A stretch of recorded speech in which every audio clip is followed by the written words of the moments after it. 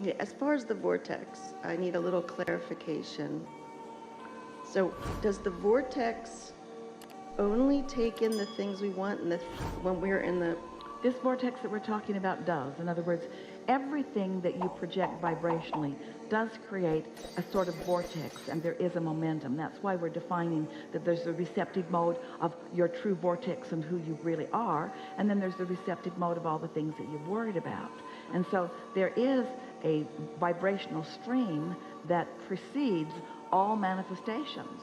So what's manifesting is manifesting in response to where you're hanging out on this emotional scale. There are things that come from that true vibration of alignment, and there are things that come from revenge, and there are things that come from anger, and there are things that come from overwhelmment, and there are things that come from despair.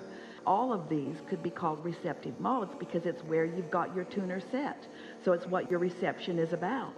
And whatever your reception's about, it's all you're letting in. So if your reception is set in overwhelmment, you can't let in things that ease it up. If your reception is set on being a victim, you can't let in anything that is upscale from that, as long as those are the thoughts that you're practicing. Okay, so two things from that. One, is there an easy button to always get to the good place? Well, there is, and it's an understanding of what sleep does for you. Because when you sleep, it stops momentum, and it sort of clears the air. So that when you awaken in the morning, you are always here for a moment until you begin pondering and considering the dilemmas and problems and decisions of your life experience. And then usually you end up lighting about where your average thoughts have been, but it doesn't need to be that way. Even if you've had an upsetting dream, that you wake up kind of with a funny feeling? Well, the thing about your dreams don't happen all night long like you think they do. It's like an instantaneous download when you awaken in the morning of where your vibration is. So as you recall that, it's usually because you've settled quickly back in to that strong momentum of problem that you've had going on. Whatever you've been consistently worrying about or thinking about or reveling in is usually what makes up your dreams. Esther remembers after receiving us and having the first few conversations where we were flowing through her in response to Jerry's questions, she began having flying dreams for the first time in her experience. And it's because of the new freedom that she'd discovered in allowing this energy to flow. And so night after night, she was having flying dreams because of the difference in the way that she was feeling, you see. So don't try to control it. Don't try to control any outcomes. That's really something that we'd like to say to all of you deliberate creators. Don't try to control outcomes. Don't try to control manifestations. Instead, do what you can to consider where you are vibrationally, emotionally. Let that be what your emphasis is upon. And then let what you put into the vortex and now your new reception of it be the control of what unfolds in terms of manifestation. You'll like it. You'll really like it. It is such an easy button approach. It is. So sometimes, though, I feel I'm in my boat on the stream, and I want an easy button to be there because sometimes both ways feel a little upstream. Well, don't make too much of it and take whichever path is the least upstream. Or let go and float for a little while. If there are two choices and neither one of them feel that good, neither one of them is that good. But you can't all of a sudden just cease to exist. You can't just stop thinking all of a sudden. You can't stop your momentum like that. So don't beat up on yourself because you can't. Just let it go, and when you sleep, it will subside. And when you awaken, it will be better. And in the next morning, it will be better. And the next morning, it will be better, as long as you understand this. It really is about staying in your lane. It really is about wanting to feel good and know what thoughts take you off and paying attention to what happens. There is nothing wrong with running over a few things while you're learning to drive. It's just sort of something that has to happen. So as you are acknowledging that, oh, that thought led to that, then next time you come across that thought because of past momentum, you might have more control about it because you're more decisive about it now. But let your decisions be about how you feel, not about the nitty-gritty of what you're deciding. So is that about gaining better focus? It's really about diffusing negative focus. If you diffuse negative focus, in time it won't be part of the mix. So at the same time that you're diffusing negative focus, you can be focusing more positively. It's just a matter of caring about how you feel and guiding yourself accordingly.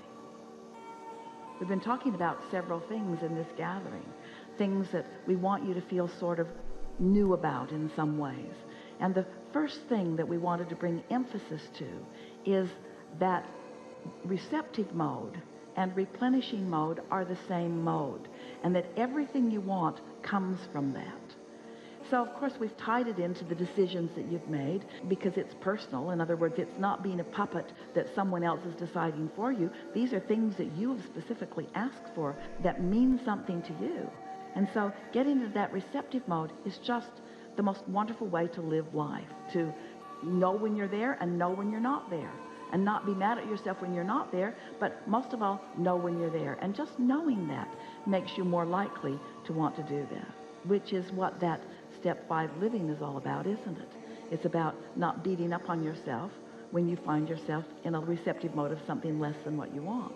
And so then what happens once you're striving or wanting or enjoying more of the receptive mode? What happens is you begin to experience more of a feeling of worthiness, because you begin noticing the correlation between what you've been thinking and how you've been feeling and how it's playing out.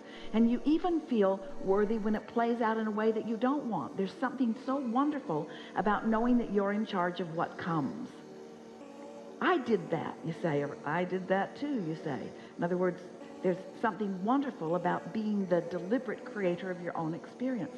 So that feeling of receptivity and then that feeling of worthiness that comes as a result of it are such important components of where you stand in your vibrational now.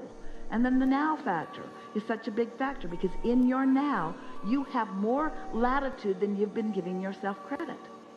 It sounded to you like we were encouraging our friend who was talking about decisions away from so much decision making. But we're talking about the decisions like facts. We're not talking about the decisions like emotions. Let your decision-making process be mostly about the way you want to feel, by understanding that you've already filled your vortex full of the decisions that are important to you. And then just watch how lovely life plays out.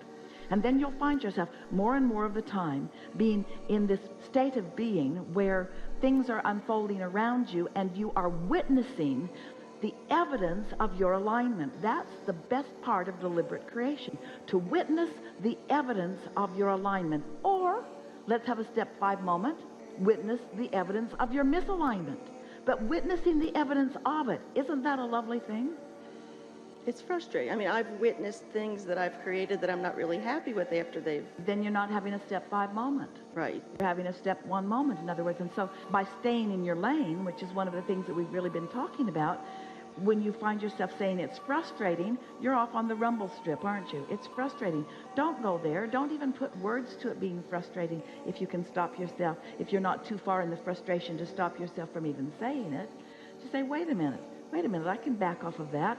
I don't have to proclaim it. I don't have to continue to argue for my limitations, because that for sure is going to continue the momentum and take you off. Everyone has a propensity to do that a little bit, because you're sort of fact-based people.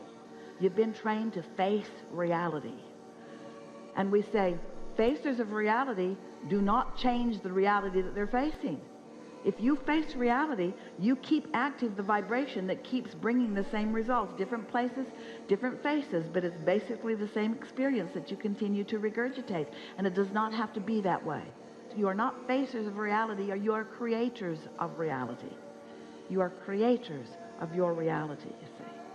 And so notice the correlation between the words that are coming out of your mouth, the conversations you're having with your friends. And notice how often you could have got back in your lane. You could have. But for reasons, screwy reasons, like momentum, or you don't want to hurt your friend's feelings by changing the conversation, or mostly momentum, mostly your own momentum, or mostly your own justification or rationalization. But none of those things feel good. And so, do you know that every single thing that you want, no matter what it is, a material object, a state of being, a pile of money, a person, anything that you want, everything that you want it because you think you will feel better when you get it. And everything that we've been talking about is we want you to feel better before you get it, or else you can't get it. You got to feel good about the essence of it. You've got to feel good about the idea of it. You've got to feel good that you were in the receiving mode and even received the question of it or the problem of it. You got to feel good about all of it. It's time for you to start being proud of where you stand in this world. You're doing really well. Do you know, as a deliberate creator in this sea of contrast, in this planet, you are masters of creation. It's why you're here. None of you are little new souls that are coming forth floundering like some of them want to tell you you are just because things aren't going well. That's not the case ever with any of you.